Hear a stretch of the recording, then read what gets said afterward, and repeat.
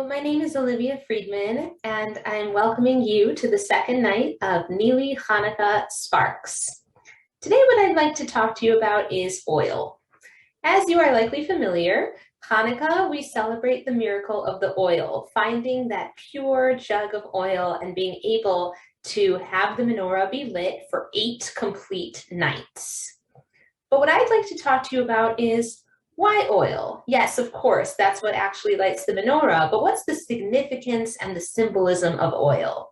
And in order to do this, I want to bring you to a Rashi that comes up in a different narrative, and that's the narrative of the Sota. The Sota is a story of a woman who may have gone astray. She may have been secluded in a room with a man whom her husband explicitly asked her not to be secluded with. And if she does that, there's a whole series of events that can follow and that will happen afterwards, that will happen next. And what that involves is actually going to the Mishkan or the Beit HaMikdash for something called the Sota trial, in which she goes through several experiences, and either she will be proven to be innocent or she will be proven to have actually done the thing of which she is accused.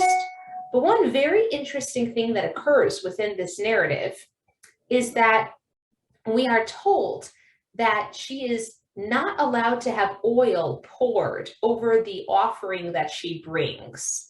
And Rashi looks at this and explains to us that she acted in darkness and that oil is considered to be like light.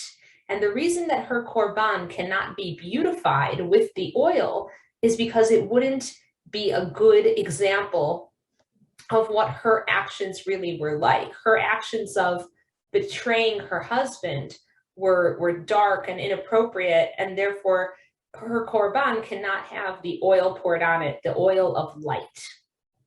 The reason I think this is so interesting and significant is because, of course, the idea is that when God created the world, the very first thing he did was create light. The very first sentence or segment was Yehi Or, let there be light. And so it was important to God at the very beginning to dispel the darkness and to welcome the light instead. And here we have this idea that oil is another way of bringing light, and that oil upon people or items or korbanot is a way of beautifying that item and being mehudar the item by bringing that light as well. And so I think where that leaves us is with this interesting realization that when we light the oil in our Hanukkah menorah, it doesn't just happen to be oil. It's that oil that symbolizes light. And we're engaging in this process where we're bringing light to the world, where we're imitating God who created a world with light as the very first segment. And the question we ask ourselves is, when we act in this world, do we act in light or in darkness? Do we act to promote the spreading of the light, or do we bring darkness?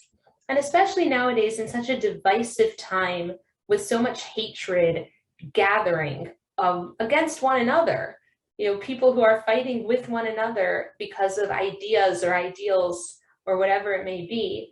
Hanukkah is a reminder not only to maintain our chosenness as members of this religion and our connection to God and our spirituality, but to consider, am I acting in darkness or am I acting in light? Am I acting in such a way that oil, which represents light, could be poured over my korbanot, over my gifts, and over my offerings?